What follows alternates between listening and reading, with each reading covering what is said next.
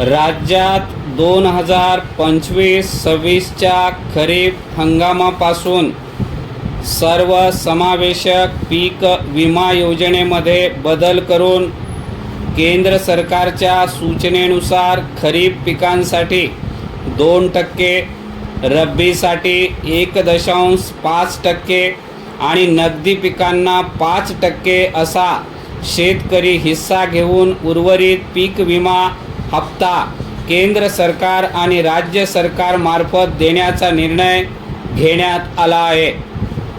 आता पीक कापणी प्रयोगावर आधारित सुधारित पीक विमा योजना लागू करण्यात आली आहे. सर्व अधिसूचित पिकांसाठी जोखीम स्तर 70% एवढा निश्चित करण्यात आला आहे.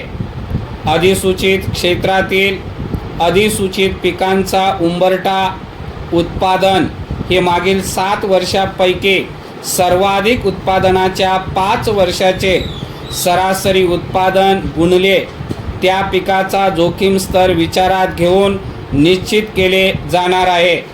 परिच्छेद विविध नैसर्गिक आपत्तीमुळे पिकांच्या होणाऱ्या नुकसानीपासून शेतकऱ्यास आर्थिक संरक्षण देण्याच्या दृष्टिकोनातून राज्यात पंतप्रधान पीक विमा योजना राबविण्यात येत आहे.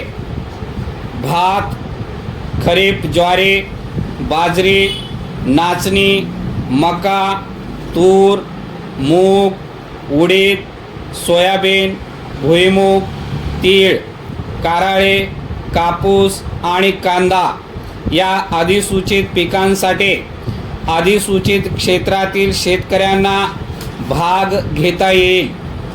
या योजनेत सहभाग घेण्यासाठी शेतकऱ्यांचा ॲग्रीटॅग नोंदणी क्रमांक आणि ई पीक पाहणी बंधनकारक आहे. कर्जदार आणि बिगर कर्जदार शेतकऱ्यांचा योजनेतील सहभाग इच्छिक आहे.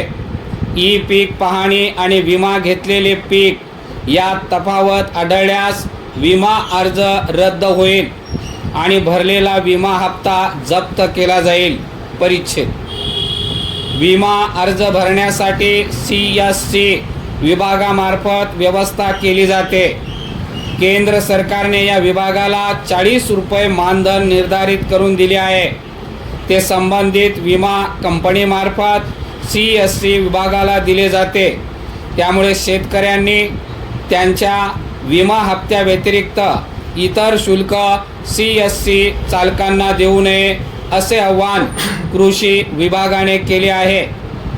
एखाद्या अर्जदाराने फसवणूक करून विमा योजनेचा लाभ घेण्याचा प्रयत्न केल्यास त्यांना पुढील किमान 5 वर्ष काळ्या यादीत टाकून शासनाच्या कोणत्याही योजनेचा लाभ दिला जाणार नाही.